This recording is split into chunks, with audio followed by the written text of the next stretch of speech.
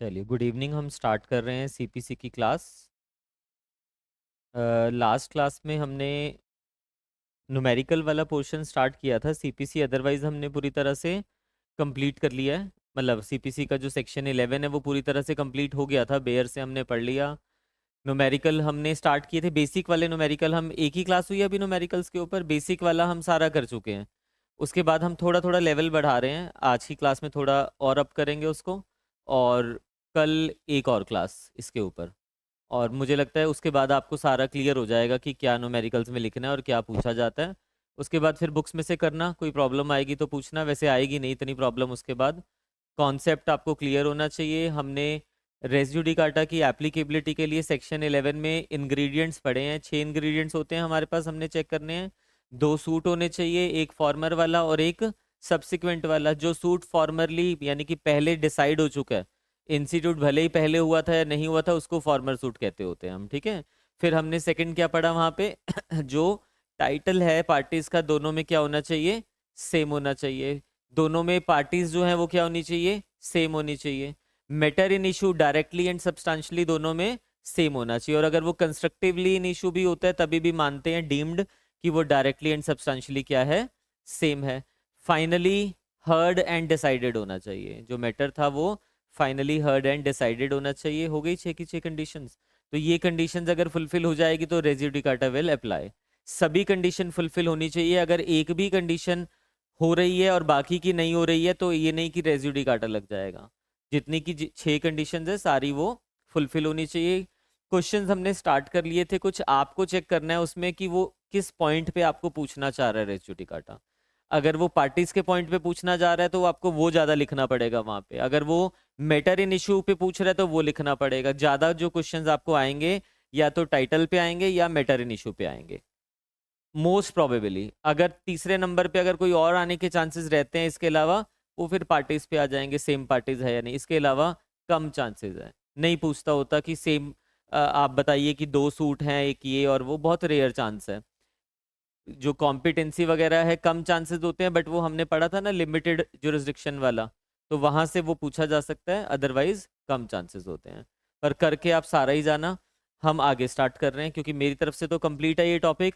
आपको अगर कल सेटिस्फेक्शन हो जाएगी और कह दोगे कि आगे चलिए, कल की क्लास के बाद, आज और 2 क्लासेस के बाद, कल की क्लास के बाद फिर हम नया टॉपिक स्टार्ट कर देंगे। सेक्शन 10 कर लेंगे, पहले 11 कर लिया ना, तो 10 आपका, क्योंकि काफ़ी इंग्रेडिएंट्स आपस में मैच करते हैं तो मुझे समझाना नहीं पड़ेगा, वो फास्ट फास्ट खत्म हो जाएगा, ठीक है। क्वेश्चन लिखिए, आप ही सॉल्व करोगे, आपसे पूछूंगा मैं। हमने फोर्थ बताया आपने क्वेश्चन जो लास्ट लिखा था। फिफ्थ, सिक्स लिखिए, क्वेश्चन नंबर 6। ए स्यूज, जिससे पूछा जाएगा वो आंसर करेगा। B, to recover, A sues B to recover damages for a breach of contract and a decree obtains a decree in his favor. B afterwards, B afterwards sues A। अब देखो, जैसे ही मुझे यहाँ पे ये दिखा ना, माइंड में क्या आना चाहिए आपके, कि पहला सूट ए ने बी के ऊपर डाला और दूसरा बी ए के ऊपर डाल रहा है। तो यहाँ पे बाकी कुछ लिखो या ना लिखो, एक लाइन जरूर लिखनी पड़ेगी कि transposition of parties are covered, उसको सेम ही माना जाता है। तो ये लाइन को अंडरलाइन किया, बस खत्म हो जाएगा वो पॉइंट, ठीक है। इसमें आगे लिखिए। और अगर उसने वो बोला है कि दूसरा सूट भी ए ही फाइल कर रहा है बी के ऊपर, फिर वो भी लिखने की जरूरत नहीं है, वो अननेसेसरी हो जाएगा फिर उस सिचुएशन में, कि ट्रांसपोजिशन ऑफ पार्टीज में सेम पार्टीज होती है, फिर नहीं लिखना हमने वो चीज, ठीक है। B afterwards sues A for rescission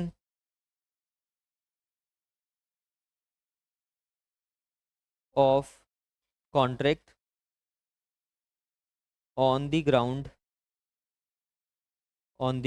that it did not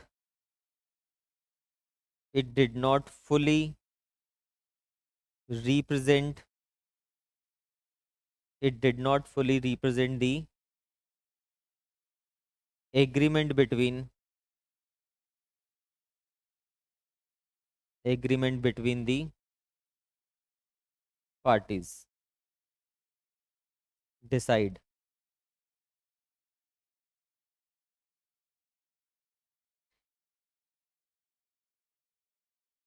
पढ़ना आराम से पढ़ लेना, कोई जल्दबाजी नहीं है। ऑनलाइन में बताइए, कृतिका आप बताइए, लीना सिंह बताइए, और गुरकिरत बताओ आप भी।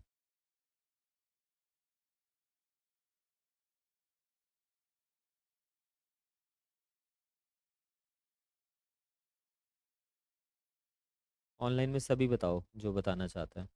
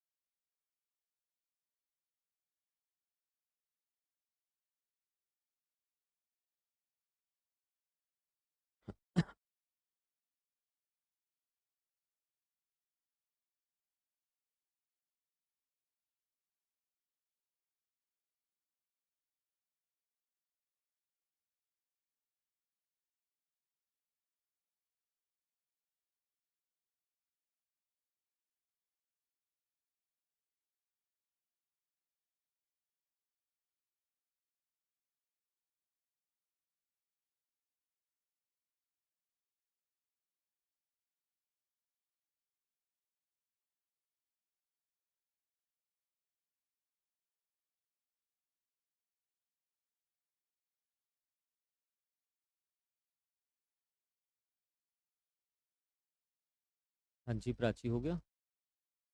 बताइए।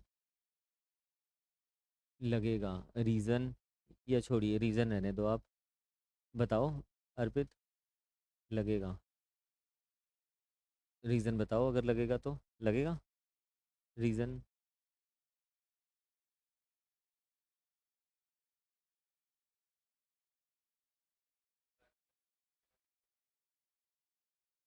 सलोनी। रीज़न। पक्का। कौन कौन एग्री कर रहा है इनके साथ?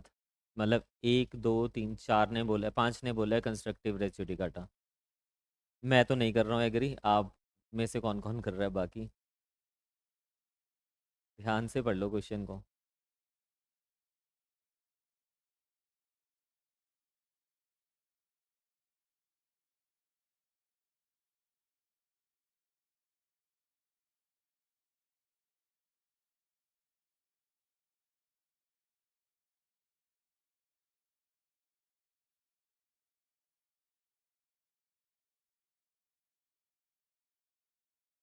ऑनलाइन वाले बच्चे।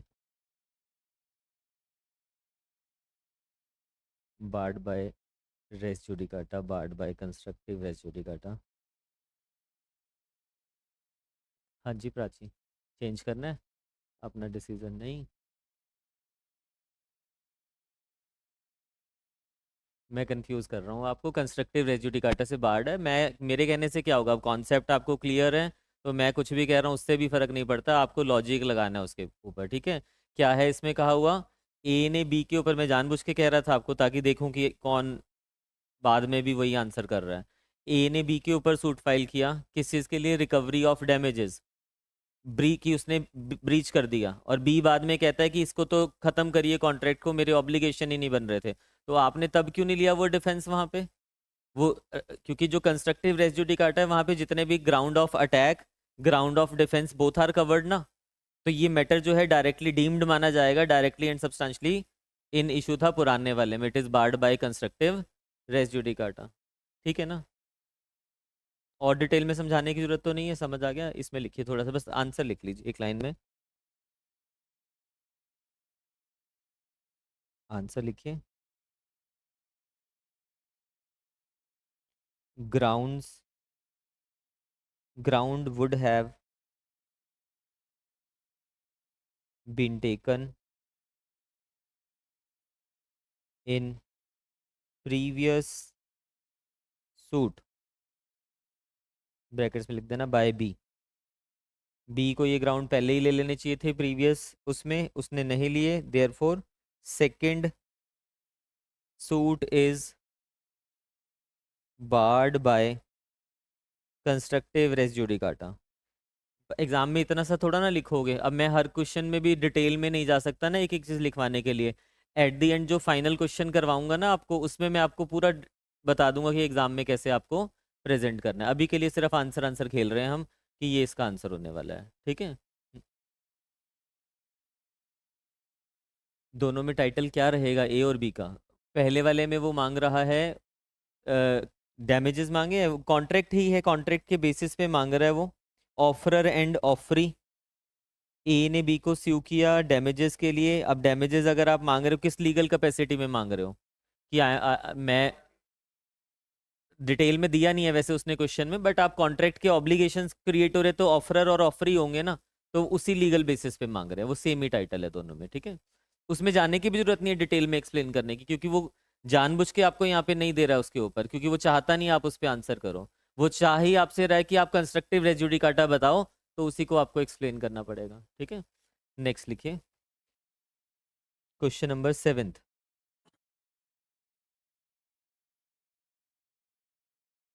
स्टार बना लेना। ए sues B for possession of certain property, possession of certain property, alleging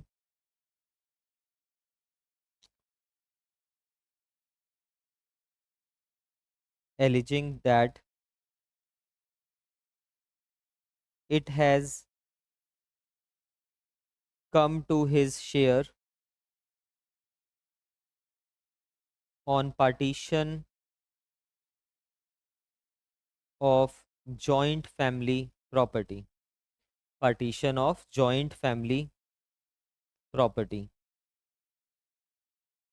B contends that the partition has not taken place, taken place. B's contention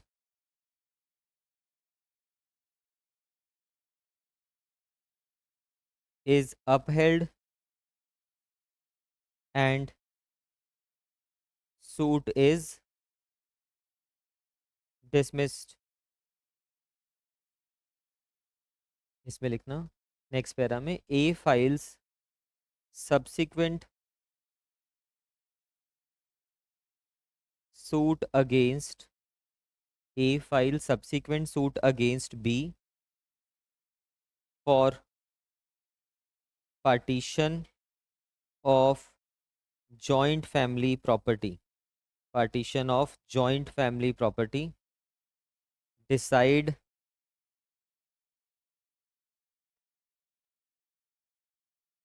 race judicata will apply और not.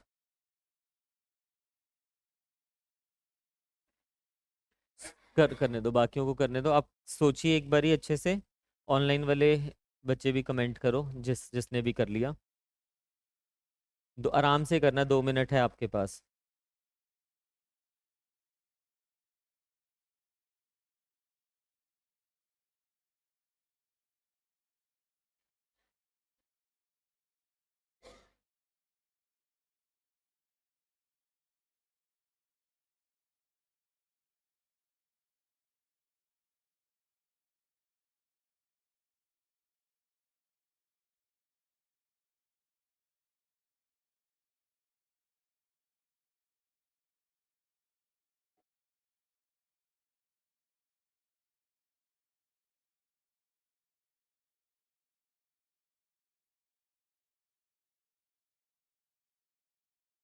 बताइए, online में बताइए। कृतिका आप बताइए, plus लोविंदर बताइए आप भी।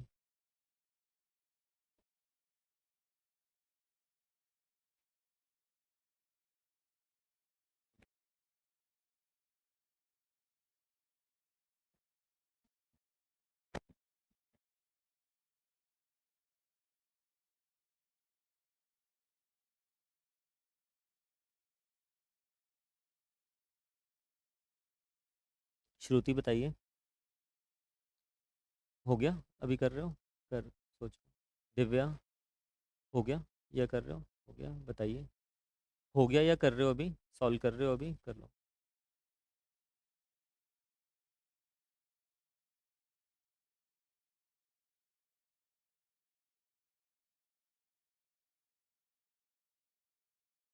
तकदीर आप बताओ।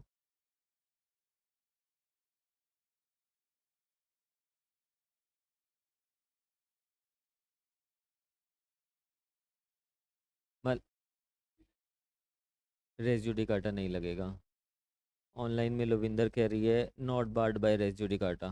भगत कह रहा है not barred by res judicata. Prachi, not barred by. Parveen, Jwala.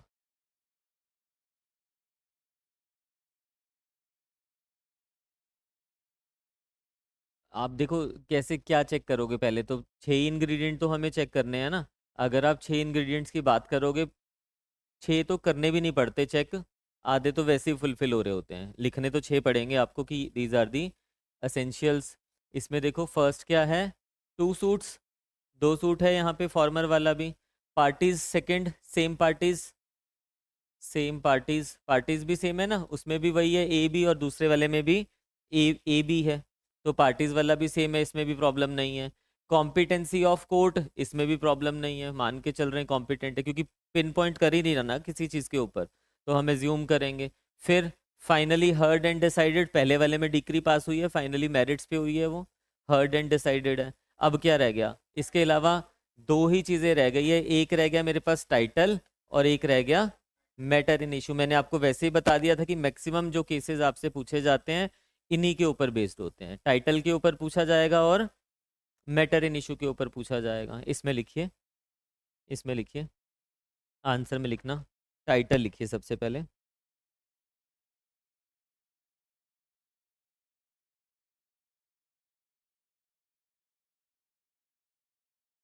Answer में लिखिए टाइटल। फर्स्ट सूट, शॉर्ट में लिखवा रहा हूँ, ठीक है। फर्स्ट सूट में क्या टाइटल है? क्या क्लेम कर रहा है वो? किस बेसिस पे? ओनरशिप के बेसिस पे। ओनरशिप। फिर सेकंड सूट में, सेकंड सूट में क्या मांग रहा है? पार्टीशन मांग रहा है। तो वो क्या कह रहा है, पार्टीशन कब होगा? वो कह रहा है कि आई एम कोपासनर। कोपासनर्स के बीच में होता है ना पार्टीशन। अभी हमने हिंदू सक्सेशन पढ़ा नहीं है, जब आप पढ़ लोगे ना डिटेल में तब आपको ये चीज़ें क्लियर होगा कि जॉइंट फैमिली में जो कोपासनर्स हैं उनके बीच में पार्टीशन होगा। ठीक है, कौन कौन होता है, क्या होते हैं कोपासनर्स, ये बाद में पढ़ेंगे सारी चीज़ें। तो यहाँ पे वो क्या डिमांड कर रहा है कि I am the coparcener of this joint family, और इस जॉइंट फैमिली का पार्टीशन कर दीजिए। तो यहाँ पे लिखिए कोपासनर।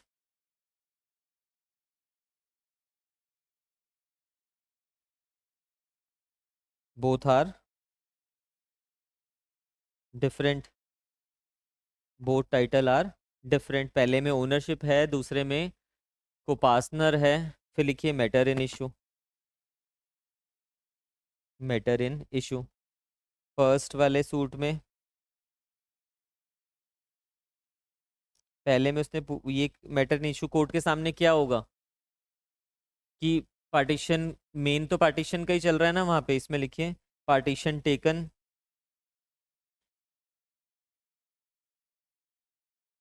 प्लेस और नॉट। वो यही तो कह रहा है कि I M claiming my ownership on the basis of partition. तो वो पार्टीशन हुआ है या नहीं हुआ, ये क्या हो जाएगा? Matter in issue. यही करते थे हम मैटर इन इशू में, जिस बेसिस पे आप वो क्लेम कर रहे हो। ठीक है, फिर सेकंड वाले में लिखिए, सेकंड सूट में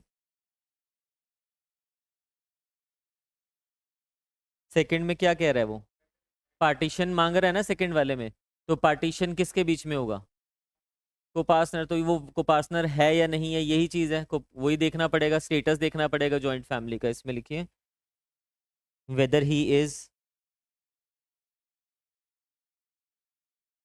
कोपार्टनर इन जॉइंट फैमिली प्रॉपर्टी। तो ये दोनों भी क्या हो गए अब हमारे पास? डिफरेंट हो गए। तो दोनों के बेसिस पे हम क्या कंक्लूड कर देंगे? Res judicata will not apply. Res judicata will not apply. Deepika ji कैसे रेस जुडिकाटा कैसे अप्लाई होगा? चेक कर लो एक बारी, अभी भी डाउट है तो पूछ लो। ठीक है। एग्जाम में अब देखो, अभी पहले समझो हम क्वेश्चन को ना। अब मैं यहाँ पे प्रेजेंटेशन सिखाने लग जाऊंगा, उसी में सारा टाइम चले जाएगा। पहले हमें करने आने चाहिए ना, बहुत सारे क्वेश्चंस हम कर रहे हैं, अभी और करवा दूंगा 20 क्वेश्चन। तो उसमें हमारा माइंड क्या हो रहा है, उसको समझ पा रहा है कि हमें कैसे चेक करना है। और मैक्सिमम क्वेश्चंस में आपको बता दिया, टाइटल और मैटर इन इशू की ही ऊपर कहानी चलनी है। और उसमें हमेशा याद रख लेना, मैटर इन इशू टाइटल में फिर नहीं प्रॉब्लम आती किसी को। Matter in issue wider concept है। ठीक है, तो उसको थोड़ा ध्यान से स्टडी कर लेना जितना भी आपको लिखवाया हुआ है। ठीक है। इसमें लिखिए नेक्स्ट क्वेश्चन अब। नेक्स्ट क्वेश्चन लिखिए।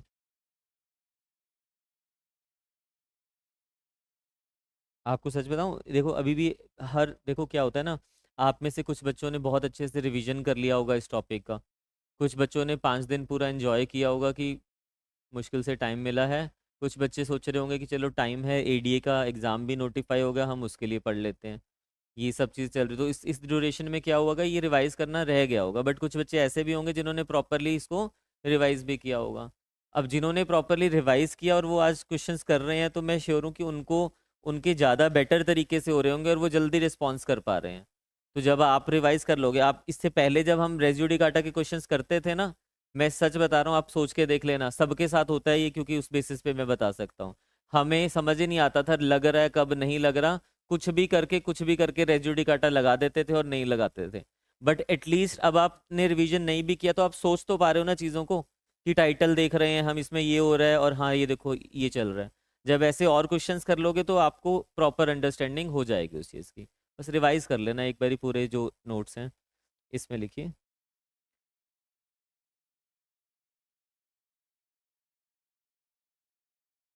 क्या कह रहे हो लोविंदर आप, ये सर आप res judicata between defendant and plaintiff भी करवाओगे ना? Res judicata between defendant and plaintiff मतलब?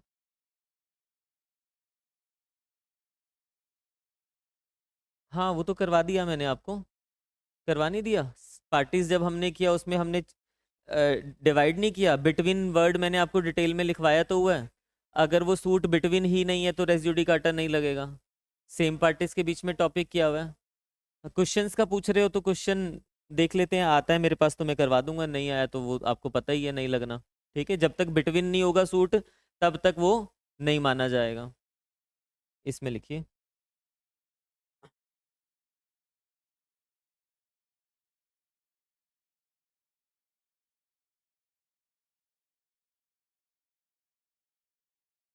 इसको लिखवा दूं क्वेश्चन को थोड़ा, कि प्रेजेंट कैसे करोगे हल्का सा या नहीं? चलो अगले क्वेश्चन पे। हल थोड़ा सा लिखिए, बहुत ज़्यादा नहीं। इसको बट फिर अलग से लिखना, बॉक्स में लिखना, क्योंकि इसमें मेरे को लगता है ना कवर हुए हैं पॉइंट्स हमारे।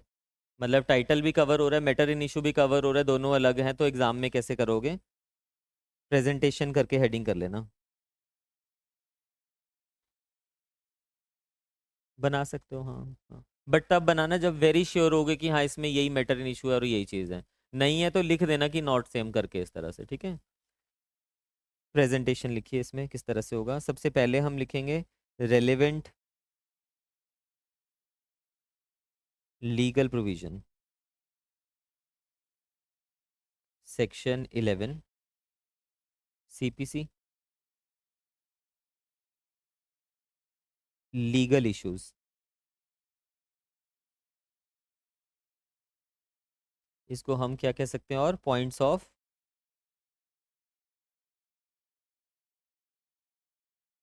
देखो एग्जाम में जब हम, इसके दो तरीके होंगे प्रेजेंटेशन के, मैं दोनों बता दूंगा आपको।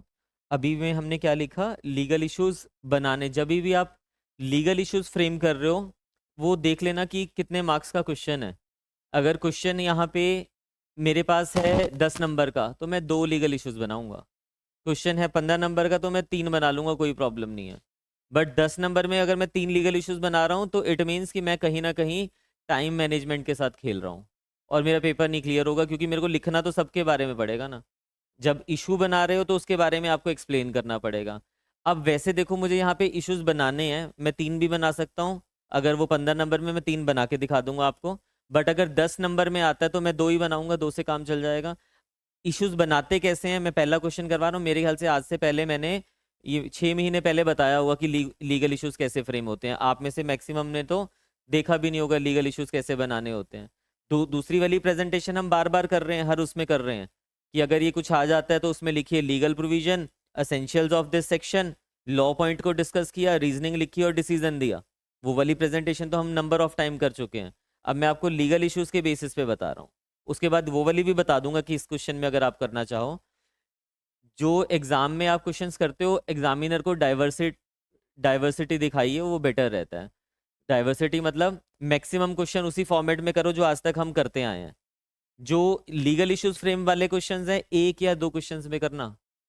नहीं अगर समझ आते लीगल इश्यूज क्या है क्या नहीं, मत बनाओ, कोई बात नहीं है, नॉर्मल में कर दो आप उसको। बट 1 2 में कर दोगे तो वो बेटर है। अब इसके साथ जस्टिस कैसे होगा, देखो।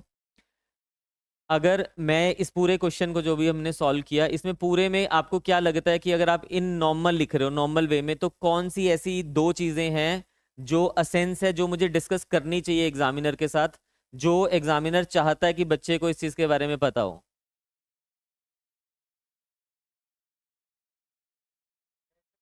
मतलब वो चीजें ठीक है, बट कोपार्सनर और नॉट वाला उस उतने कॉम्प्लिकेटेड नहीं। हम यहाँ पे 2 चीजें डिस्कस करना चाहेंगे। पहला कि टाइटल सेम है या नहीं है, और दूसरा मैटर इन इशू सेम है या नहीं है। ये इसी के बेसिस पे तो डिसाइड किया ना हमने। ऊपर जो लिखा देखो, दोनों यही तो पॉइंट्स लिखे थे। तो ये 2 ही इश्यूज बनाओ, बनने को और भी बन जाएंगे कि मैटर सेम पार्टीज में है या नहीं है, रेजिड्यू काटा की कंडीशन फुलफिल हो रही है या नहीं हो रही है, तो वो फिर खींचने वाली बात हो जाएगी। हम यहाँ पे बेसिकली मेरा जो आंसर है ना, अगर मुझे 80% जिस चीज़ के ऊपर लिखना है, मैं उसी का लीगल इशू बनाऊंगा। मैं लीगल इशू बनाने का तरीका बता रहा हूँ आपको। बनाने को तो कुछ भी बना दो। मैं बच्चों को मना करता हूँ कि लीगल इशू मत बनाना अगर सही नहीं बना सकते हो। उससे बेटर है कि नॉर्मल तरीके से आंसर कर दो, कोई प्रॉब्लम नहीं है। मैक्सिमम 1 नंबर फालतू मिल जाएगा, हो सकता है ना भी मिले, नॉर्मली मार्क्स मिल रहे हैं। पर बच्चों को होता है कि नहीं, लीगल इश्यूज तो बनाने हैं, मेरे को तो करना है। बना दो, डाइवर्सिटी दिखानी है 1 या 2 क्वेश्चंस में। पर लीगल इश्यूज बनाने से ज़्यादा इंपॉर्टेंट क्या है, सही लीगल इश्यूज बनाना। और उसका एक ही तरीका है, ये सीख जाओ, माइंड में एक चीज़ बिठा लेना कि जो चीज़ मुझे आंसर में लिखनी है ना, जो मेन चीज़ पूछा है उसने, जिसके ऊपर मैं 80% आंसर में लिखूंगा, मुझे उसी का लीगल इशू बनाना है। ठीक है, अभी इसमें मेरे को टाइटल के ऊपर ही लिखना है, मैटर इन इशू के ऊपर ही लिखना है, तो मैं उसी का लीगल इशू बनाऊंगा। इसमें लिखिए,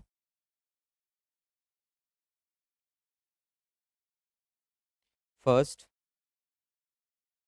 वेदर सेम टाइटल, पूरा बनाना आप ये एग्जाम में।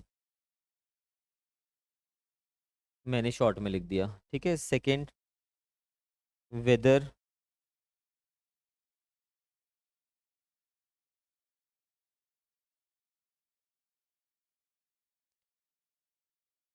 Matter directly and substantially in issue is same. मैं शॉर्ट में बना रहा हूँ, आप थोड़ा लैंग्वेज थोड़ा ढंग से लिखना वहाँ पे, ठीक है। मैटर इन इशू के ऊपर लिख दिया हमने। थर्ड लिखना, whether second suit is barred by res judicata. ऐसे बनते हैं, और भी बन जाएंगे इसमें बहुत सारे। But exam point of view से मैं तो कहूँगा 2 ही बनाओ, ठीक है। इसमें लिखिए,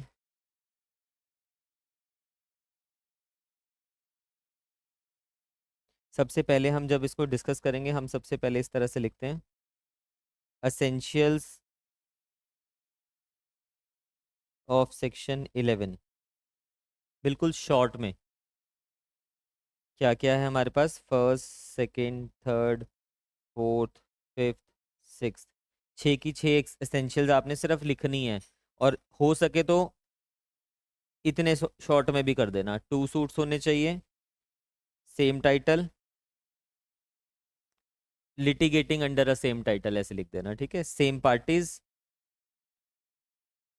शॉर्ट में लिख सकते हो, कोई प्रॉब्लम नहीं है, क्योंकि टाइम ही नहीं होता है, उसने ये वर्ड ही देखना है और वो आपने लिखा हुआ है तो वो काफ़ी है, और बाकी सारे भी हमने लिख दिए। फिर इसके बाद लिखिए, explain title plus matter in issue, इन दोनों को एक्सप्लेन कर देना डिटेल में। नाउ इशू नंबर 1,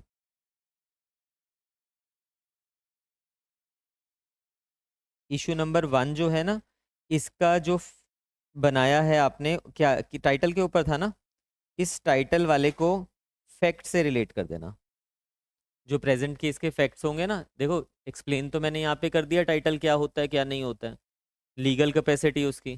तो जब आप इशू नंबर 1 कर रहे हो यहाँ पे कि दोनों में टाइटल सेम है या नहीं है, मैंने ऊपर लिखवा दिया था ना वो टाइटल, मतलब वो बना देना आपने, जो हमने रफली ये किया ना, देखो इसमें फैक्ट से किस तरह से रिलेट करोगे, ये हो गया रिलेट यहाँ पे, ये टाइटल जो हमने ये किया है, ये करना है आपको वहाँ पे। तो टाइटल आ गया, थोड़ा सा लिख भी देना, अगर शॉर्ट जैसे आप कह रहे हो ना कि मुझे टेबुलर फॉर्म में करना है या बनाना है, तो ऐसे में हल्का सा उसको एक्सप्लेन कर दोगे। फिर सेकंड मैटर, अभी जब ये लिखा आपने नीचे इशू नंबर 1, तो इशू नंबर 1 को आपने रिलेट भी किया, और अगर कोई लॉ है, केस है, वो लिख दो यहाँ पे, कोई प्रॉब्लम नहीं है, और लास्ट में यहीं पे उसको डिसाइड कर दो।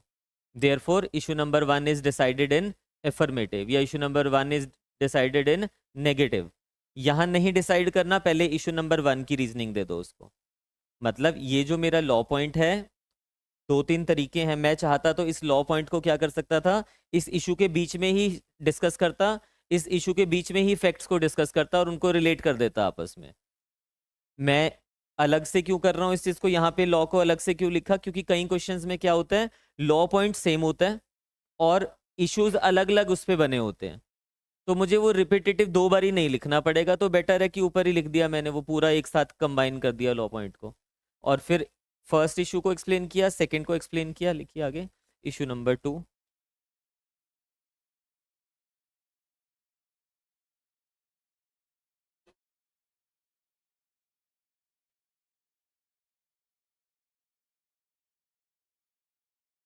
मैटर इन इशू, इसको रिलेट कर दिया फैक्ट से, बता दिया उसको क्या है क्या नहीं है इसमें। फिर इशू नंबर 3,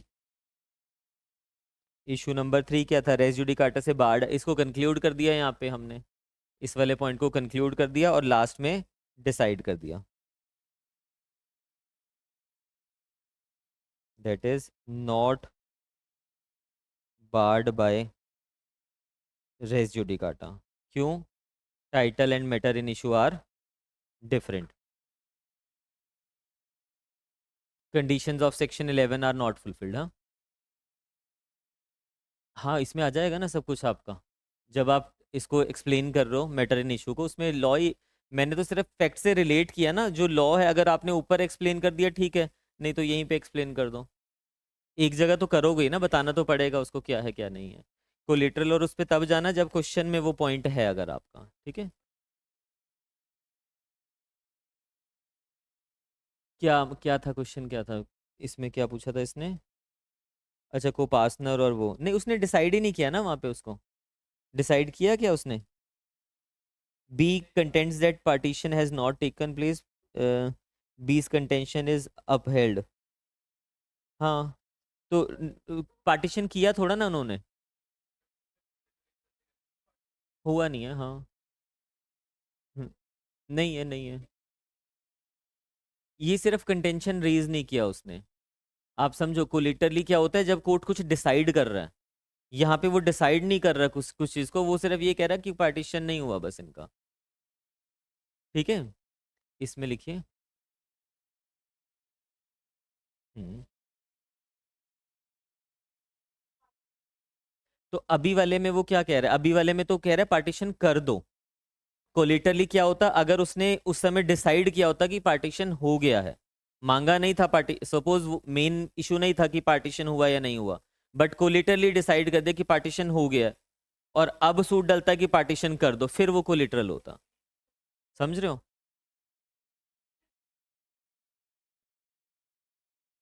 हम्म। हम्म। हाँ। हाँ, पार्टीशन हुआ ही नहीं है, नहीं नहीं। बी रेज दी कंटेंशन। हम्म। नहीं हुआ ना, आप सुनिए। देखो वो कह रहा है कि पार्टीशन हुआ ही नहीं। ठीक है, वो कहता है कि मैं ओनर हूं इसका, क्या हुआ है, पोजेशन मेरे को दिया जाए क्योंकि इसका पार्टीशन हो गया है। ये कहता है पार्टीशन नहीं हुआ है, और इसका सूट डिक्री हो जाता है कि पार्टीशन नहीं हुआ है। अब वो सूट किस चीज का लेके आ रहा है सब्सिक्वेंटली, कि पार्टीशन कर दो। समझ रहे हो? अब वो पार्टीशन करने के लिए बात लेके आ रहा है, और यहाँ पे तो मेन कंटेंशन थी ना उसकी, पार्टीशन नहीं हुआ है। वो कोलिटरल में जाता। हम्म, हाँ बिल्कुल होना चाहिए। कोलिटरल तो चलेगा नहीं ना। पूछो, जो डाउट है उसको क्लियर करके चलना, नहीं तो वो डाउट्स ही रह जाएंगे फिर। हम्म। वो तो मैंने रेंट वाला बताया था ना, रेंट वाला ही तो क्वेश्चन करवाया होगा। एरिया वगैरह बताया होगा, हाँ। बाद में वो कंटेंट करता है कि एरिया इतना है मेरी प्रॉपर्टी का। ठीक है, वो कहता है कोर्ट ने पहले, वहां कोर्ट ने डिसाइड कर दिया था कि इतना एरिया है। यहाँ पे सेकंड सूट इसलिए थोड़ा ना डल रहा है कि पार्टीशन नहीं होगा कभी भी। या पुराने से तो लिंक ही नहीं हो रहा है ना वो, इस तरह से अगर आप देखो।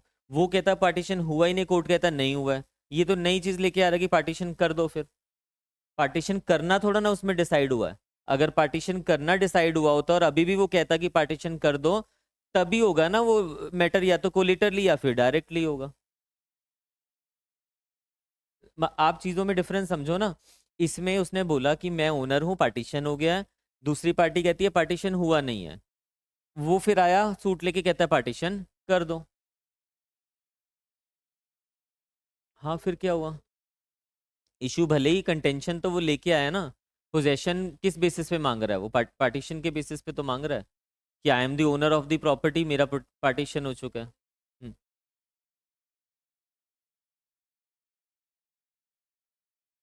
हाँ बिल्कुल बिल्कुल बिल्कुल।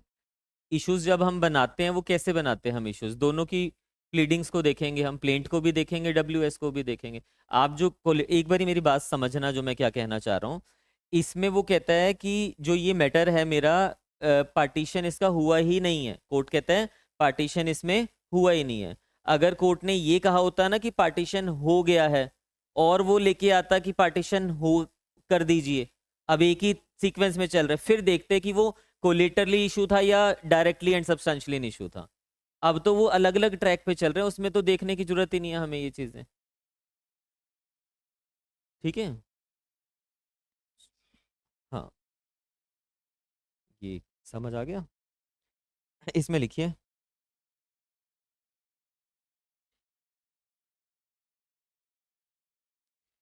हाँ जी, को डिफेंडेंट्स वाला क्वेश्चन नहीं करवाए हैं शायद मैंने उसके, बट टॉपिक हमारा कवर हो गया लोविंदर।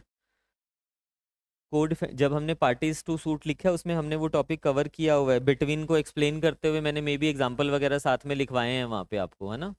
इसमें लिखिए नेक्स्ट क्वेश्चन। इसको एक और प्रेजेंटेशन बताऊं कैसे कर सकते हो, या चलें आगे? वो यहीं पे देखिए कैसे हो सकती है। मैं नहीं लिखवा रहा हूँ कुछ भी, हम ये कर सकते हैं, ये नहीं बनाएंगे। जो ये लीगल इश्यूज मैंने बनवाए हैं ना, ये नहीं बनाएंगे। हम क्या करेंगे, सेक्शन 11 लिखा, असेंशियल्स लिखी, असेंशियल्स में से ये एक्सप्लेन किया। ठीक है। फिर इस ये नहीं लिखेंगे इशू नंबर 1 2, ये जो लिखा है इसकी जगह पे क्या आएगा, जो ये मैंने एक्सप्लेन कर दिया, इसको इसको प्रेजेंट केस से हमने क्या कर देना है, रिलेट कर देना है। एक ही चीज चल रही है अभी भी, प्रेजेंट केस से रिलेट करके लास्ट में डिसीजन हो जाएगा। वही है, बस फर्क उतना आया कि जब मैं इश्यूज फ्रेम कर रहा हूँ तो फिर मुझे स्पेसिफिकली वो इश्यूज को एक एक को डिस्कस करना पड़ेगा। अभी भी वही चीजें लिखी है मैंने, पहले भी वही चीजें लिख रहा था। तो आपके ऊपर है, एक आधे में इश्यूज बना लेना, उससे ज्यादा में मत जाना, टाइम बहुत वेस्ट होता है इश्यूज वाले क्वेश्चंस में। ठीक है, और जो दूसरे वाला होता है वो बिल्कुल फ्लो में चलता होता है, मार्क्स बराबर ही मिलने हैं, कोई नहीं इतना फर्क पड़ रहा। डाइवर्सिटी दिखानी है एक या दो क्वेश्चन में बस, इससे ज्यादा नहीं। हम्म। हम्म। हम्म। हम्म। हाँ। नहीं, वो कह रहा था कि मुझे I am having the possession, possession claim कर रहा था या क्या? क्लेम कर रहा था कि पार्टीशन हो गया है, मैं ओनर हूँ प्रॉपर्टी का। हम्म। कोर्ट ने कहा पार्टीशन हुआ ही नहीं है।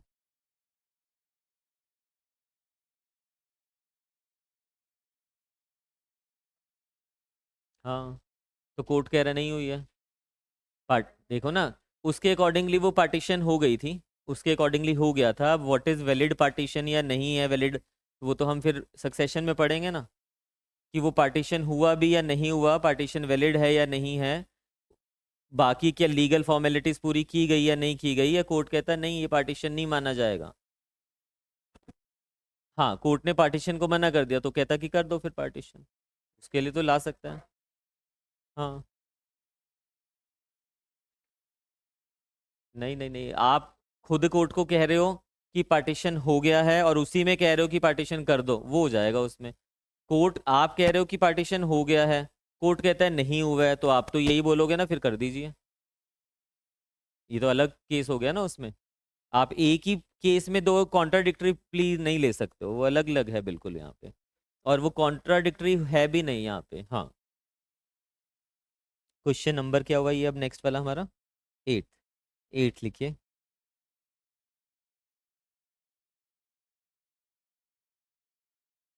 ए sues B for redemption of certain property। अब जिसने मेरे पास टीपीए नहीं पढ़ा हुआ अभी तक, हमें फिर रिडम्पशन में प्रॉब्लम आ सकती है। ये रिडम्पशन क्या होता है? रिडम्पशन देखो, पहले तो समझो मॉर्गेज क्या होता है। मॉर्गेज होता है अपनी प्रॉपर्टी को गिरवी रख के पैसा लेना। हम बैंक में जब होम लोन लेते हैं ना, तो उस घर को क्या कर देते हैं, हम गिरवी रख देते हैं बैंक के पास, मॉर्गेज कर देते हैं, और बदले में हमें मिलता होता है पैसा, लोन मिलता होता है। तो कल को जब मैं पूरा का पूरा लोन उसको रीपे कर दूंगा अपना, विद इंटरेस्ट जो भी रहा होगा, तो मेरे पास एक राइट आ जाता है मॉर्गेजर के पास कि मैं अपनी प्रॉपर्टी को क्या करवा सकता हूँ, रिडीम करवा सकता हूँ। यानी कि एनओसी मिल जाएगी, मेरी प्रॉपर्टी मेरे पास वापस, अब बैंक का कुछ नहीं है उसमें। ठीक है, तो उसको कहते हैं रिडम्पशन। तो यहाँ पे A sues B for redemption of certain property as a mortgager, as a mortgager alleging that he has mortgaged he has mortgaged it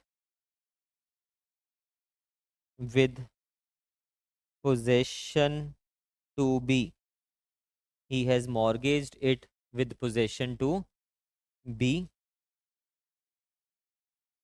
the mortgage is not proved, is not proved, and suit is dismissed, suit is dismissed। इसमें लिखना A files another suit against B for possession, A files another suit against B for possession of the same property, claiming to be the owner thereof, claiming to be the owner thereof, decide. सोच समझ के करना, ठीक है।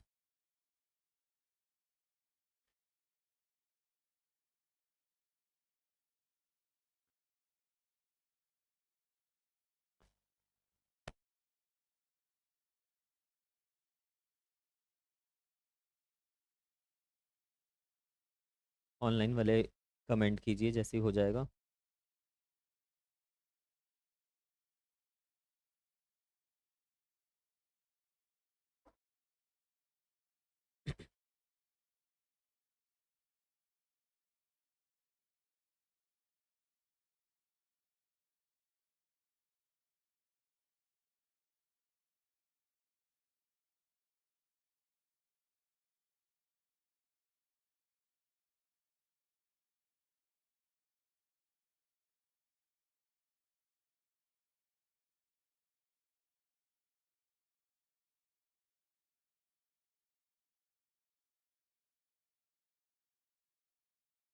कर लो, बाकी भी कर लो सभी।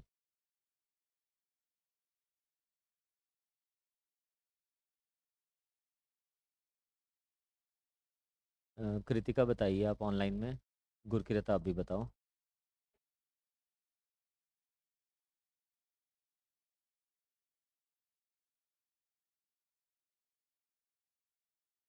रेस जुडिकाटा का जो टॉपिक है ना, ये 2 दिन में भी हो सकता है, और हम मेरे ख्याल से अब तो 10-12 क्लासेस तो हो गई हैं इसके ऊपर आराम से, इतना टाइम लगा के भी किया जा सकता है। बट ये है कि एक अंडरस्टैंडिंग होना इसमें बहुत ज़रूरी है, नहीं तो बहुत टेक्निकल बन जाता है ये टॉपिक अगर एग्ज़ाम में बाई चांस प्रोपोजिशन आ गई।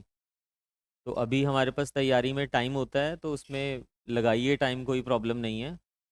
बट एक बारी फास्ट फास्ट कर लिया, फिर बाद में सर मारते रहिए उसके साथ, समझ ही नहीं आता ये टॉपिक।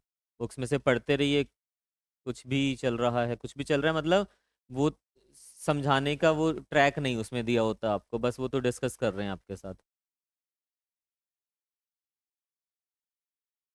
अच्छा, डिसाइड कर दिया आपने। ओके। रेस जुडिकाटा परवीन नहीं अप्लाई होगा, ज्वाला नहीं होगा, कि तेजिंदर नहीं होगा, अर्पित नहीं होगा, तकदीर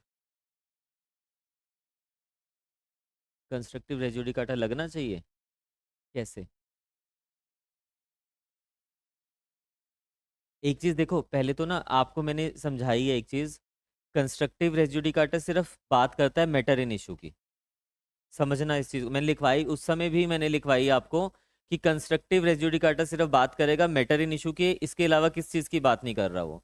कि जो मैटर इन इशू पिछले वाले में था, उसको हम डायरेक्टली मान के चल रहे हैं, भले ही वो माइट और ऑट की बात कर रहा है वहां पे, बट वो टाइटल वगैरह की बात नहीं कर रहा। तो अगर टाइटल ही डिफरेंट होंगे तो कंस्ट्रक्टिव वाले तो क्वेश्चन दूर दूर तक नहीं बनेगा वो वाला फिर, है ना। और जो हमारे माइंड में अगर आ भी रहा है मैटर इन इशू के ऊपर, कि वो हो सकता है उस पर भी आते हैं, कोई बात नहीं। हाँ, नहीं है, फिर तो हो ही नहीं सकता ना, फिर तो लगना ही नहीं है रेस जुडिकाटा, वहीं बात खत्म हो जाएगी। हाँ, आप बताओ तो उसको कि टाइटल हो गया तो बता दो कि मैटर इन इशू भी है या नहीं है, उसमें चेक करते हुए बता दो कि वो है या नहीं है। लगेगा नहीं, बट आप बता सकते हो कि हम मैटर इन इशू जो है आपका यहाँ पे सेम है या नहीं है। कंस्ट्रक्टिव वाला भी क्या होता है, वो भी सेम ही माना जाता है, डायरेक्टली एंड सब्सटेंशियली तो माना जाता है, डीम्ड मान के चल रहे हैं ना वहाँ पे fiction. No doubt res judicata यहाँ पे नहीं लगेगा। क्यों नहीं लगेगा वो निकालिए आप, टाइटल वगैरह निकाल ही लिया होगा वैसे आपने, फिर भी लिखिए इसमें, आंसर में लिखिए। टेबल सा ही बना लेना, suit title and matter in issue. Suit में लिखिए फर्स्ट सेकंड। फर्स्ट सूट में टाइटल क्या है प्राची? वो क्या क्लेम कर रहा है, मॉर्गेज, मॉर्गेजर कह रहा है ना अपने आप को, तो है ना।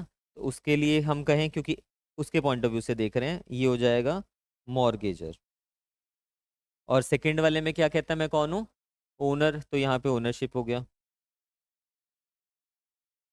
ओनरशिप। टाइटल क्या हो गए, डिफरेंट हो गए हमारे पास। फिर अब यही बात ही खत्म होगी, वैसे तो रेस जुडिकाटा नहीं लगेगा अगर येस और नो में आंसर करना है, बट अगर मेंस में है तो मैटर इन इशू भी निकालना पड़ेगा। फर्स्ट में लिखिए, ये किस बेसिस पे क्लेम कर रहा था, मॉर्गेज की रिडम्पशन करवा रहे तो मॉर्गेज डीडी तो देखेगी कोर्ट। हाँ, तो कोर्ट ने यही देखा whether there was a mortgage और नोट, और उसने कोर्ट ने क्या बोला, नो मॉर्गेज, मॉर्गेज नहीं है तो उसका सूट डिसमिस कर दिया। तो ये आ जाएगा हमारे पास मॉर्गेज डीड। ठीक है, whether there was a mortgage deed और नॉट, पूरा लिख लेना आप उसको, ठीक है। और ओनरशिप किस बेसिस पे क्लेम कर रहा है, लिखा नहीं हुआ, बट पोजेशन ओनरशिप के बेसिस पे मांग रहा है ना, तो अगर वो ओनर बना तो कैसे बना, स- हाँ, ही इज ओनर और नॉट, सेल डीड से भी हो सकता है, सक्सेशन से भी हो सकता है, बाकी चीजों से भी हो सकता है, अपना ओनरशिप प्रूव करे। लिखा नहीं हुआ उसने कि वो किस चीज से मांग रहा है, तो हम सिंपल लिख देंगे वेदर ही इज ओनर और नॉट, ब्रैकेट्स में लिख देना सेल डीड एटसेट्रा। पोजेशन में तो है ही, मांग रहा है ना वो, पोजेशन ही तो मांग रहा है, तो वो तो नहीं है ना। वेदर ही इज ओनर और नॉट, ब्रैकेट्स में लिखना on the basis of sale deed etcetera, पूरा लिख देना on the basis of sale deed etcetera. तो यहाँ पे क्या था, यहाँ पे वो जिसकी बेसिस पे मांग रहा होगा सेल डीड उसको प्रूव करनी होगी, यहाँ मॉर्गेज डीड करनी है। मैटर इन इशू भी क्या है, डिफरेंट है, मैटर इन इशू भी क्या है यहाँ पे हमारे पास, डिफरेंट है, तो ये भी क्या हो गए, both different.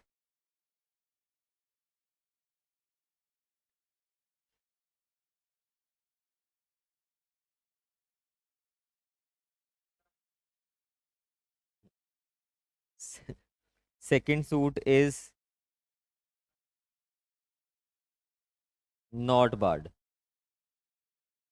Bye res judicata, क्योंकि छः की छः कंडीशन फुलफिल होनी चाहिए ना, एक भी नहीं हो रही है तो वो रेस जुडिकाटा यहाँ पे अप्लाई नहीं होगा। हम्म, मैंने पहले आपने बोला लगेगा, सॉरी नहीं लगेगा, मैंने पूरा इतने अच्छे से समझा दिया उसको, फिर आप लास्ट में कह रहे हो सर लगेगा, यानी कि मैंने गलती कर दी समझा के। हाँ, हाँ बताओ। देखो, लगना है नहीं लगना वो सवाल यहीं खत्म हो गया, वैसे टाइटल पे ही खत्म हो गया। आप समझो, छः के छः इंग्रेडिएंट्स पूरे होने चाहिए मेरे पास, एक भी नहीं हो रहा, जैसे ही टाइटल निकाला, जब टाइटल ही अलग अलग है फिर कैसे हो जाएगा, नहीं लगेगा ना रेस जुडिकाटा तो। और फिर मैटर इन इशू देख रहे हो, यहाँ पे क्या है, मॉर्गेज डीड है, यहाँ पे मैटर इन इशू क्या होगा, वो सेल डीड होगी, बाकी की चीजें होंगी। ओनरशिप सेल से आई तो सेल डीड हो जाएगी, ओनरशिप अगर उसके पास सक्सेशन से आई सक्सेशन हो जाएगा, ओनरशिप अदरवाइज आ रही है तो वो चीज प्रूव करेगा वहां पे, वो अभी दिया नहीं हुआ ना क्वेश्चन में कि कैसे आ रही है, बट वो डॉक्यूमेंट इन क्वेश्चन हो जाएगा। हाँ। हम्म, नहीं वो जरूरी नहीं है, non owner can also mortgage, in general owner होता है, बट वो जरूरी नहीं है कि हमेशा ही होगा, ट्रस्टी है वो अपनी प्रॉपर्टी मॉर्गेज कर सकता है, trustee is not the owner of property, तो ये जरूरी नहीं है कि हमेशा ओनर ही होना चाहिए मॉर्गेजर। अगर पावर्स वगैरह है उसके पास वहां पे। ठीक है, आपने किसी को पावर ऑफ अटॉर्नी दे दिया हुआ है, जनरल या स्पेशल पावर ऑफ अटॉर्नी, उसमें मॉर्गेज की पावर दी हुई है सामने को, तब भी कर सकता है, वो ओनर नहीं है बट वो क्या है, पावर ऑफ अटॉर्नी होल्डर है। ठीक है, तो वो जरूरी नहीं है कि ओनरशिप ही होनी चाहिए उस चीज़ के लिए। एक क्वेश्चन इसके जैसा ही करवा रहा हूँ, थोड़ी कंफ्यूजन हो सकती है, डिफरेंस देख लेना क्या है इसमें, लिखिए। ये होगा question number ninth, tenth, ninth. A sues B to recover certain property alleging B was holding the property under a lease under a lease which the property which has expired which has expired which has short में लिखवा दे which has expired full stop करके next para में लिखना the lease is not proved and the suit is dismissed suit is dismissed a files next para में a files subsequent suit against B on the basis of journal title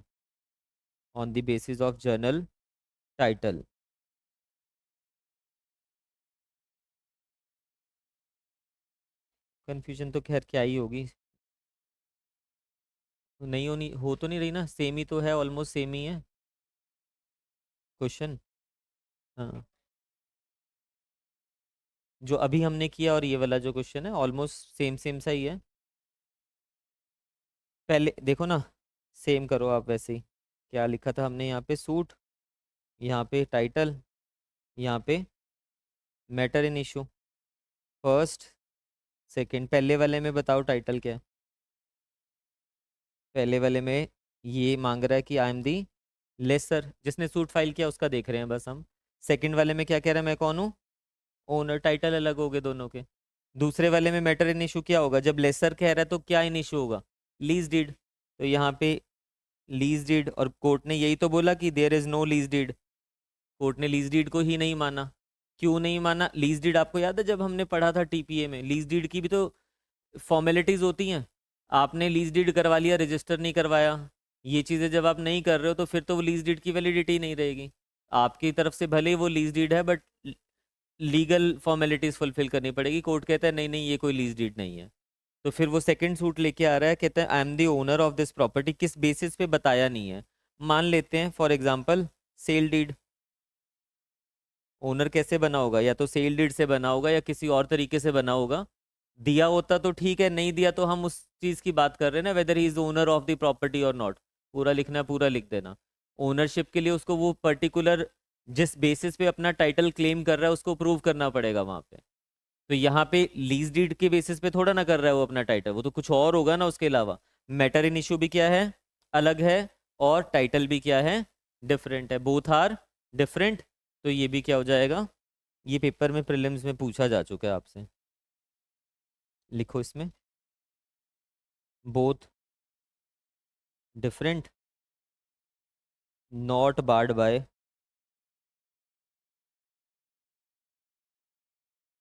race judicata, not barred by res judicata.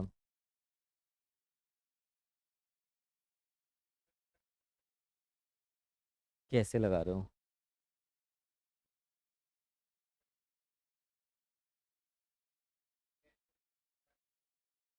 सिर्फ उसने challenge ही वहां पे, possession मांग रहा है ना वो वापस से। तो वो लेसर कह रहा है कि मैंने इसको लीज डीड करा है। तो लीज डीड अगर आपने करी है, लीज डीड दिखाई, आप वो प्रूव नहीं कर पाया। कैपेसिटी अलग हो सकती है, लीगल कैपेसिटी सिर्फ लेसर की है, ओनरशिप के बेसिस पे नहीं कह रहा है वहां पे वो।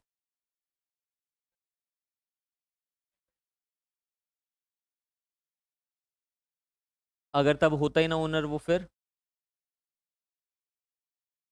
नॉन ओनर भी लीज कर सकता है।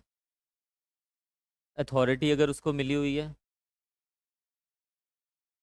ट्रस्टी भी लीज पे दे सकता है प्रॉपर्टी को, तो ट्रस्टी ओनर नहीं होता प्रॉपर्टी का। हाँ फिर दे सकता है, तो ओनर क्यों ले वहां पे ओनरशिप? सपोज यहाँ पे वो ट्रस्टी था तो नहीं था, मतलब वैसे एग्जांपल ले रहे हैं कि वो जरूरी नहीं है कि मॉर्गेज करने के लिए और लीज करने के लिए हर केस में वो क्या होना चाहिए? ओनर होना चाहिए। नो डाउट मैक्सिमम केसेस में ओनर ही अपनी प्रॉपर्टी को लीज और मॉर्गेज करता है, but it is not mandatory कि हर सिचुएशन में होना ही चाहिए। तो ओनरशिप नहीं उसने क्लेम किया वहां पे, वो सिर्फ पोजेशन मांग रहा है कि मैंने लीज पे दिया था, वापस दो मुझे।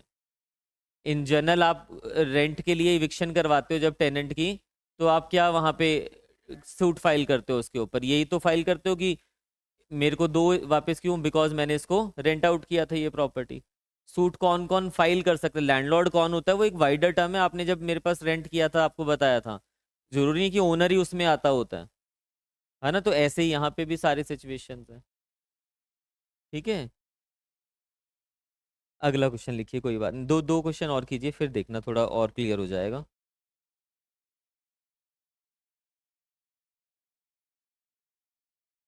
क्वेश्चन नंबर 10, 10 इसमें लिखिए। नाउ दिस इज 10th और 11th में दो क्वेश्चंस आपको करवा रहा हूँ। इंटरेस्टिंग भी हैं, पेपर में मेंस में आ चुके हैं, कंफ्यूजिंग भी हैं। ठीक है, तो ये एक ही पॉइंट है बस इसमें, वो ध्यान से देख लेना और फिर ऑलमोस्ट आपको चीज़ें समझ आ जाएगी। अभी क्वेश्चंस खत्म नहीं, कि क्वेश्चंस हम कल भी करेंगे इसके। इसमें लिखिए, A sues B for declaration that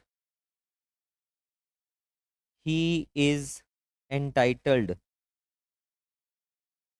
to certain property। Star बना लेना इसके ऊपर चार पांच। entitled to certain property as an year of x। वो कहते हैं मैं लीगल ईयर हूँ x का। the suit is dismissed। the suit is dismissed। फिर लिखिए, a files another suit for injunction, for injunction। अब आप मेरे को बताइए, ये जो है परपीचुअल इंजंक्शन हुआ यहाँ पे या टेम्परेरी इंजंक्शन हुआ? क्यों? सूट फाइल किया हुआ है तो ये परपीचुअल इंजंक्शन हुआ। ठीक है, हमने एसआरए में पढ़ लिया है ना, एसआरए में ये चीज़ हम पढ़ रहे हैं, तो अब वो सूट ये कहाँ पे डाल रहा है? एसआरए में सूट डाल रहा है परपीचुअल इंजंक्शन का। ठीक है, A files another suit for injunction on the ground of the of that on the ground that he has become an owner of the property, owner of the property by adverse possession, by adverse possession, and this ground was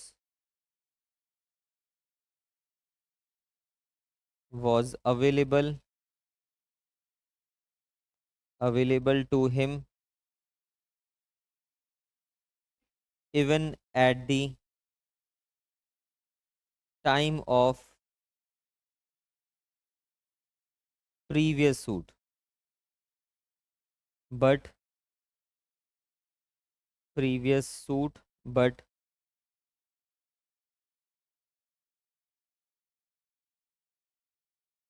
was not taken,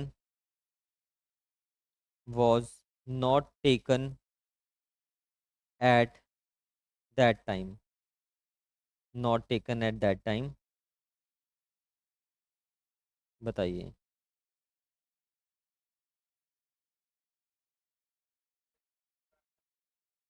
online में बताइए, बाकी सब गुरकिरत बताओ।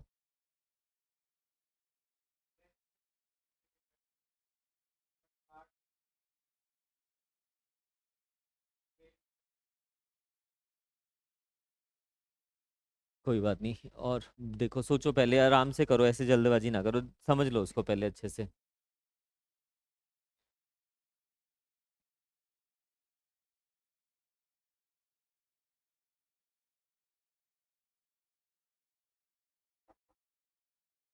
हम्म, हम्म। पहले adverse position समझिए, जिन्होंने नहीं किया हुआ, लिमिटेशन में हम पढ़ते होते हैं एडवर्स पोजेशन का मतलब होता है जब मैं किसी प्रॉपर्टी को ओपनली एंजॉय कर रहा हूँ तो कुछ सर्टेन टाइम पीरियड के बाद वो प्रॉपर्टी की ओनरशिप मुझे मिल जाएगी। अगर सामने वाले ने कुछ ऑब्जेक्शन उस पर नहीं किया, सपोज 12 ईयर्स का पीरियड, हम सुनते हैं ना 12 साल के बाद मालिक बन गया वो प्रॉपर्टी का, तो अगर इतने टाइम के बाद किसी ने कोई वो नहीं किया, प्रोटेस्ट नहीं किया, उसके अगेंस्ट कोई एक्शन नहीं लिया, तो जो इन पोजेशन में ओपनली एंजॉय कर रहा है प्रॉपर्टी को 12 साल तक, उसको क्या बना दिया यहाँ पे हमने, ओनर डिक्लेयर कर दिया। किस बेसिस पे, एडवर्स पोजेशन। आपको याद है मैंने आपको एक बार बताया था, चंडीगढ़ में जितने भी घर हैं वो सब क्या हैं, पावर ऑफ अटॉर्नी पे हैं। पावर ऑफ अटॉर्नी मतलब एक पर्टिकुलर पीरियड के लिए पावर ऑफ अटॉर्नी मिलती होती है। अगर जिसने दिया था पावर ऑफ अटॉर्नी वो विड्रॉ भी कर सकता है, और उसकी अगर डेथ हो गई तो वो लैप्स हो जाएगी वैसे भी। तो ये वाले घर ना ओनरशिप ट्रांसफर नहीं होती होती, और अब लोग कैसे ट्रांसफर करवा रहे हैं उसको, कि हम इतने साल से एडवर्स पोजेशन में हैं और जाके डेक्लरेशन ले लेते हैं कि I am the owner of the property. Adverse possession का मीनिंग समझ आया कि क्या प्ली है। जैसे देखो, मैं ओनरशिप कैसे क्लेम कर सकता हूँ, मैं ये भी तो कह सकता हूँ कि मैंने परचेज किया है ये प्रॉपर्टी को। हाँ, अब ये कह रहा है मैंने परचेज नहीं किया, मैं 12 साल से बैठा हूँ, किसी ने इंटरप्शन नहीं क्रिएट किया, हॉस्टाइल पोजीशन था मेरे पास। ये चीज क्लियर हो गई आपको, वो जब पढ़ेंगे।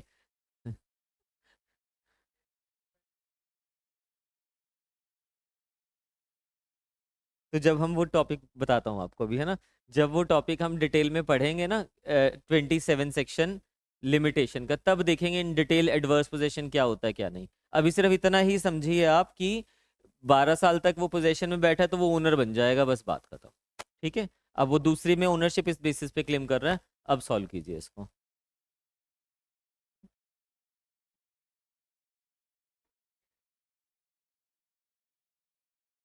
क्लासेस लगाई हैं सारी, सच बताना।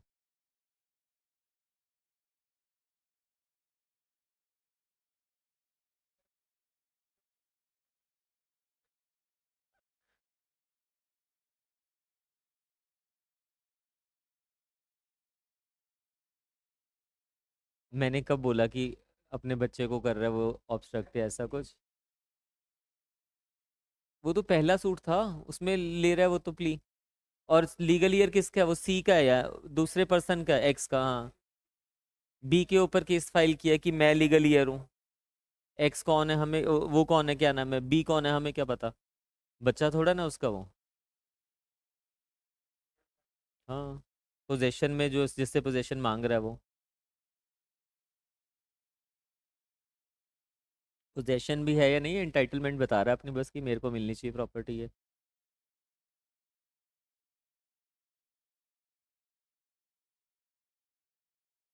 हाँ जी प्राची। बार्ड है रेसिडी काटा से, किस बेसिस पे? कंस्ट्रक्टिव रेसिड्यू काटा। अर्पित? भगत ने कंफ्यूज कर दिया।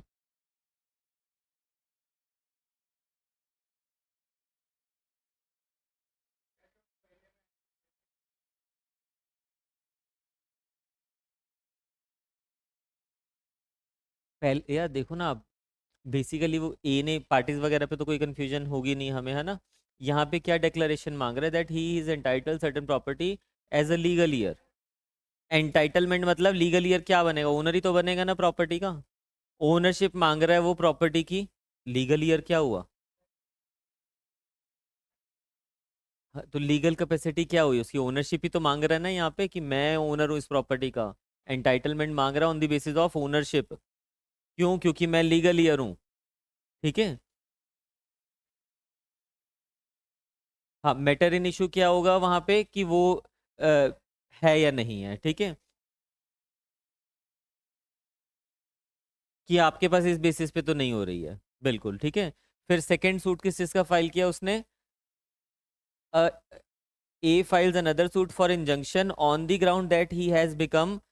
अब इंजंक्शन करवा रहा है, कह रहा है इसको परमानेंटली रोका जाए बी को कि मेरे एंटाइटलमेंट पे छेड़छाड़ ना करे, because I have become owner of the property. कैसे? By adverse possession. बट यहाँ पे इंपॉर्टेंट चीज क्या है, ये line, this ground was available to him even at the time of previous suit. ये पेपर में सबसे इंपॉर्टेंट लाइन है ये, ये पूछा जा चुका है, ये ग्राउंड उसके पास अवेलेबल था यहाँ पे प्रीवियस सूट में, और अगर था उसके पास प्रीवियस सूट में अवेलेबल तो तब क्यों नहीं लिया आपने ये ग्राउंड? यहाँ समझ रहे हो आप, तभी भी तो ये ग्राउंड आप ले, यहाँ पे भी ओनरशिप ही मांग रहा है वो, एडवर्स पोजेशन से भी क्या बनते हैं, ओनर ही तो बनते हैं। बट मैटर इन इशू क्या लेके आ रहा है यहाँ पे वो, मैटर इन इशू यहाँ पे लेके आ रहा है कि मैं एडवर्स पोजेशन से ओनरशिप बनाऊं। अब वो ओनरशिप कैसे आई है? एडवर्स पोजेशन से। इट मीन्स कि मैटर इन इशू क्या हो गया यहाँ पे? Adverse possession. यहाँ पे मैटर इन इशू क्या था? Legal year. प्राइमा फेसाई तो अलग अलग लग रहे हैं, बट ये ग्राउंड साफ साफ तो लिख दिया उसने कि ये ग्राउंड पहले भी अवेलेबल था उस पर। और जब मैटर इन इशू वो पहले भी अवेलेबल होता है, टाइटल सेम है, टाइटल की बात नहीं हो रही, मैटर इन इशू पहले भी अवेलेबल होता है तो क्या लग जाता है? Constructive res judicata.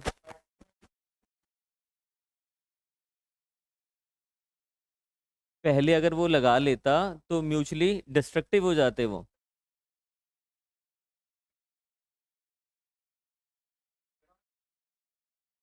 नहीं नहीं, अब ये भी तो हो सकता है ना, लीगल ईयर इसके फादर के साथ वो बैठा हुआ था उस प्रॉपर्टी पे एडवर्स पोजेशन में।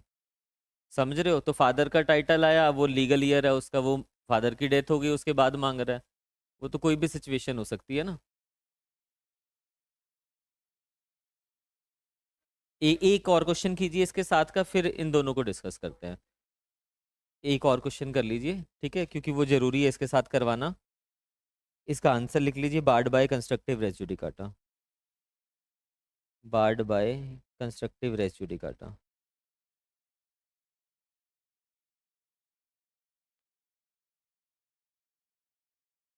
Question number 11। ऐसे लिखना, सेम क्वेश्चन एज अबव, यानी कि क्वेश्चन नंबर 10 था ऊपर वाला, क्वेश्चन नंबर 10 इसमें लिखना। एक्सेप्ट, ये फैक्ट्स मैं थोड़े से चेंज कर रहा हूँ, बाकी सारा सेम एज इट इज, दोबारा दोबारा नहीं लिख रहे हैं उसको। A sues B as claim owner of the property, suit dismissed,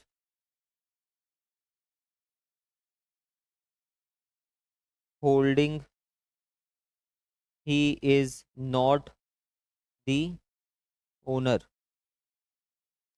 he is not the owner, full stop करके नेक्स्ट पे लिखना, एट द टाइम ऑफ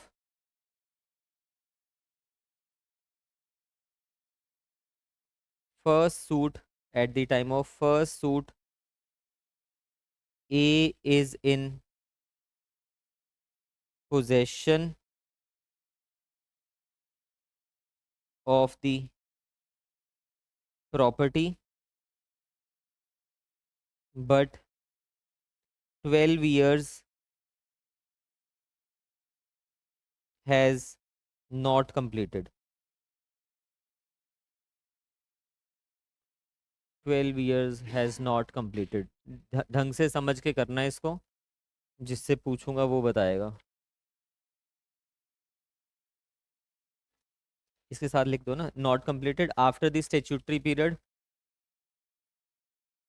आगे इसके साथ आफ्टर द स्टेच्यूटरी पीरियड, यानी कि 12 साल की बात हो रही है, ए फाइल्स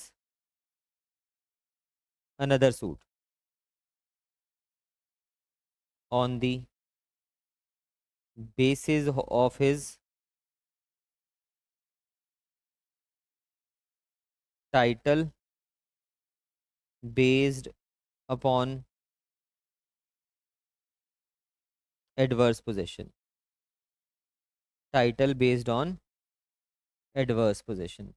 अब डिसाइड कीजिए इसको। ऑलमोस्ट ऊपर वाले जैसे क्वेश्चन के जैसा ही है, एक्सेप्ट छोटे से पॉइंट्स के कारण।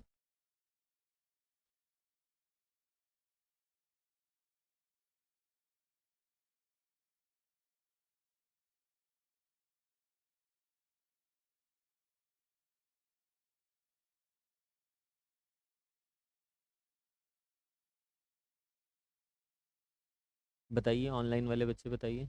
लोविंदर बताइए, कृतिका, लीना सिंह बताओ। हम्म।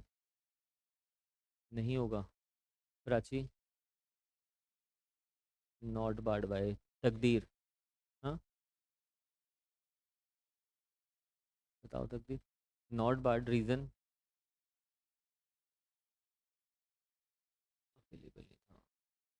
आ गया होगा सबको समझ, है ना। वो प्ली ही अवेलेबल है। पहले वाले और इसमें क्या डिफरेंस आया? पहले वाले में भी ओनरशिप मांग रहा है, वो लीगल एलआर के बेसिस पे मांग रहा था, भले ही वो ईयर के बेसिस पे मांग रहा था, लीगल ईयर के बेसिस पे। बट उस समय वो ग्राउंड अवेलेबल था, उसके बाद लिखा था क्वेश्चन में स्पेसिफिकली। और इसमें क्या लिखा हुआ है उसने, कि वो पोजेशन में तो था, बट 12 साल ही नहीं कंप्लीट हुए थे, 12 साल ही नहीं कंप्लीट हुए। तो जो एडवर्स पोजेशन वाला उसका टाइटल है वो परफेक्ट नहीं हुआ अभी। 12 साल जब कंप्लीट हो जाएंगे तब वो परफेक्ट टाइटल माना जाएगा। तो 12 साल जैसे ही कंप्लीट हुए उसने दूसरा सूट फाइल कर दिया। तो ये वाला इसमें ये पॉइंट है बस हल्का सा जो आपको ध्यान में रखना है, कि यहाँ पे क्योंकि वो ये वाला ग्राउंड अवेलेबल नहीं था उसके पास, एडवर्स टाइटल परफेक्ट नहीं हुआ था। पिछले वाले में वो ग्राउंड अवेलेबल था उसके पास, उसमें एडवर्स टाइटल का 12 साल कंप्लीट हो चुका था वहां पे। तो इसलिए दोनों का जो आउटकम है वो क्या हो रहा है, डिफरेंट। लाइन लिख दीजिए बस इसमें आंसर में एक, res judicata will not apply. एक मिनट बस। Will not apply.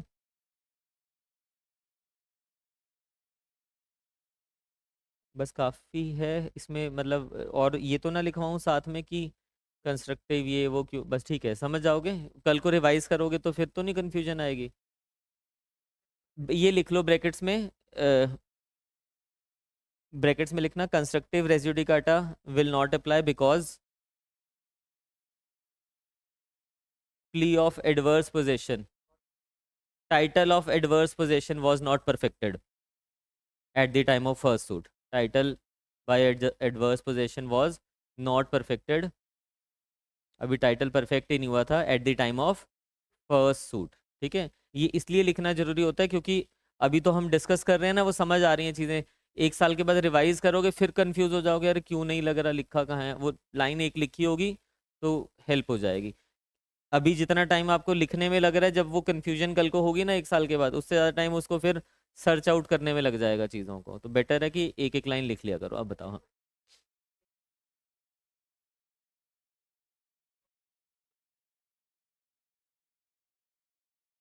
अपना क्वेश्चन बना रहे हो रेजुडिकाटा का, यही लिख लो भगत जो क्वेश्चन दे रहा है सबको।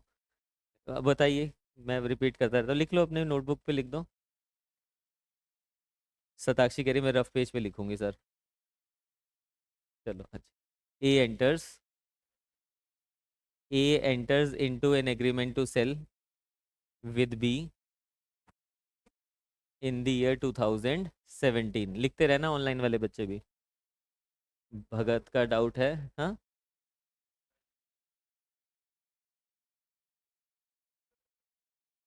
चलो माइंड लगेगा, कोई बात नहीं, अच्छी बात है ना। A enters into agreement with,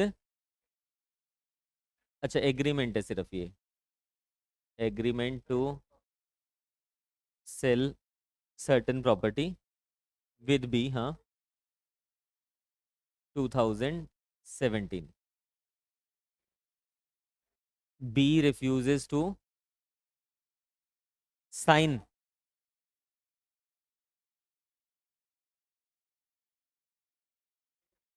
B refuses to sign, यानी कि एक्सेप्टेंस ही नहीं किया फिर उसने तो।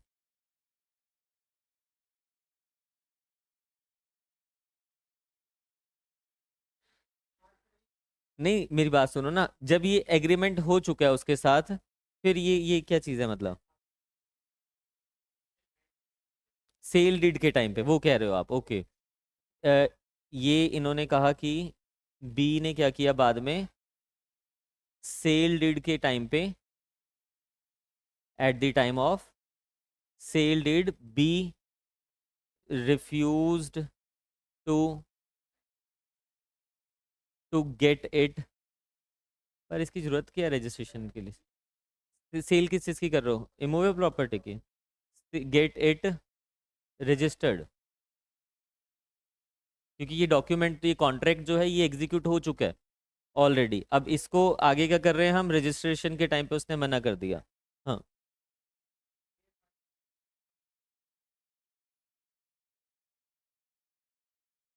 ए ने सूट फाइल किया मैंडेटरी इंजंक्शन का, किसके ऊपर?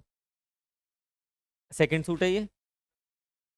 फर्स्ट सूट है, ए ने फाइल किया बी के ऊपर मैंडेटरी इंजंक्शन का। हाँ जी, डिसमिस हो गया। मैंडेटरी इंजंक्शन क्या मांग रहे हैं इसमें?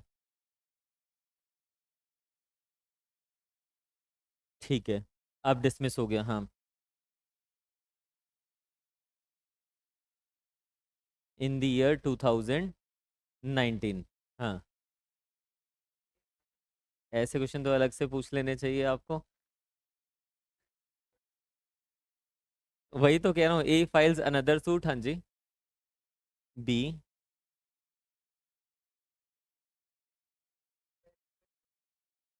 ये डाला उसने स्पेसिफिक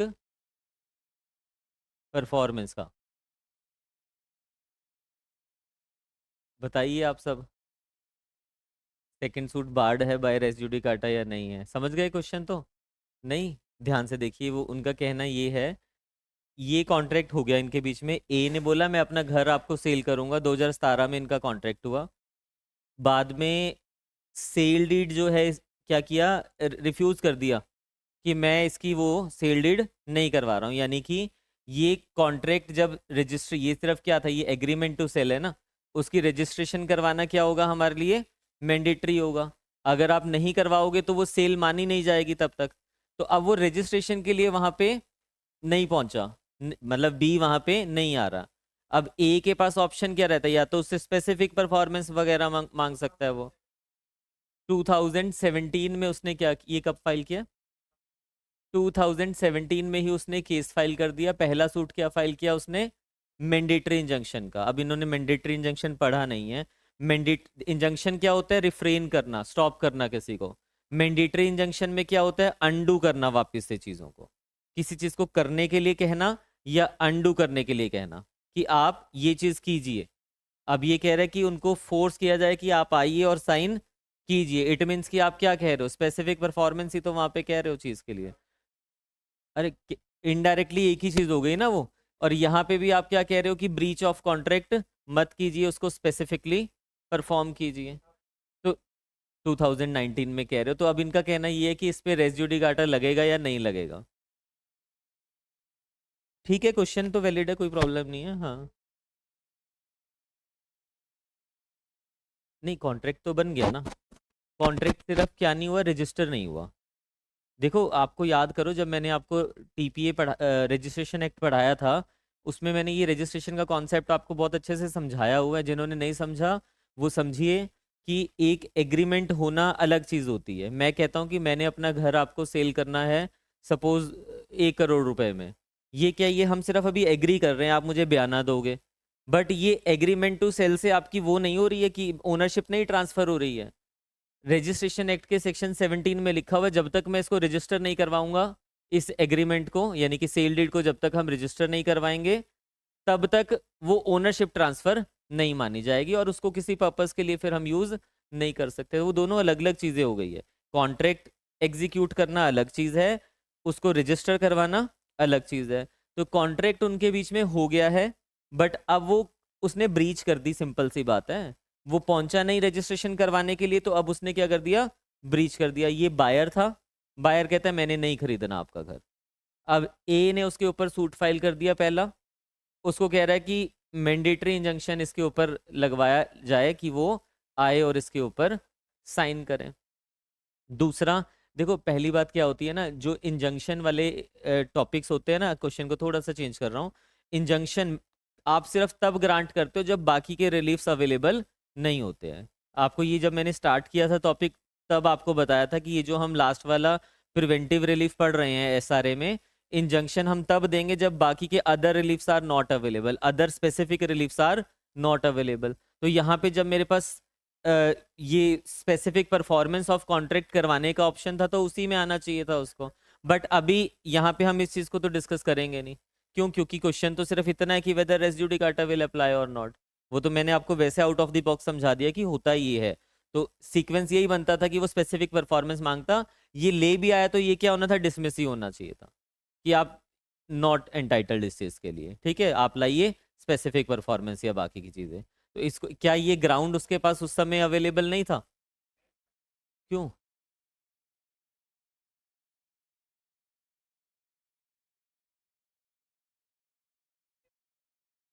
तो दे तो तब भी सकता था ना कोर्ट, ग्राउंड तो था हमारे पास। फिर क्या हुआ डिस्क्रिशनरी? और उसमें तो ये नहीं कह सकते ना कि हमारा डिस्क्रिशन है तो क्या मैं दे नहीं सकता स्पेसिफिक परफॉर्मेंस? वो तो मर्जी है ना, कोर्ट ग्रांट करे। हम ये तो बात ही नहीं कर रहे स्पेसिफिक परफॉर्मेंस मिलेगी या नहीं मिलेगी। फिर out of the box SRA में मत जाइए। हम तो ये बोल रहे हैं रेजिड्यूडी काटा लगेगा या नहीं लगेगा। हम उस चीज को तो डिस्कस नहीं कर रहे हैं ना यहाँ पे। ऐसे तो फिर ये तो पहले वाला सूट ही यहाँ पे खत्म हो गया था। समझ गए आप? कोई बात नहीं। हाँ, अब बता, नहीं क्वेश्चन ठीक है इसका, बट थोड़ा सा यहाँ गड़बड़ सी है। बट उसके बेसिस पे बताइए रेजिड्यूडी काटा लगना चाहिए नहीं लगना चाहिए? लगना चाहिए। पहले क्यों नहीं लिया आपने वो ग्राउंड? जब आपने फाइल किया था कंस्ट्रक्टिव रेजुडिकाटा से बार्ड हो जाएगा। आपके पास वो मैटर ऑफ अटैक पहले भी था, आपको पहले लाना चाहिए था, वो आप नहीं लाए तो बार्ड बाय। हाँ, हर चीज जितने जितने भी इंग्रेडिएंट्स हैं वो सारे इंग्रेडिएंट्स फुलफिल होने चाहिए। एक भी अगर फुलफिल नहीं हो रहा सेक्शन 11 में, देन बार्ड बाय। हाँ, मैटर इन इशू क्या बता दूं उसमें?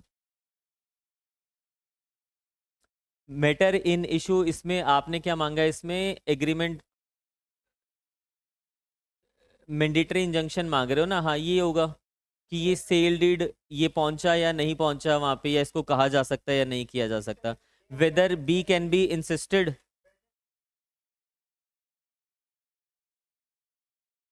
नहीं, ये बना दो आप इससे बेटर तो, मैटर इन इशू कि B whether mandatory injunction can be granted to B. उसमें सारी चीजें आ जाएंगी कि बी को मैंडेटरी इंजंक्शन यहाँ पे दिया जा, ए को मैंडेटरी इंजंक्शन दिया जा सकता है या नहीं दिया जा सकता। ठीक है। और फिर जो दूसरे वाला है उसमें भी वही चीज है, ये ग्राउंड है आपका।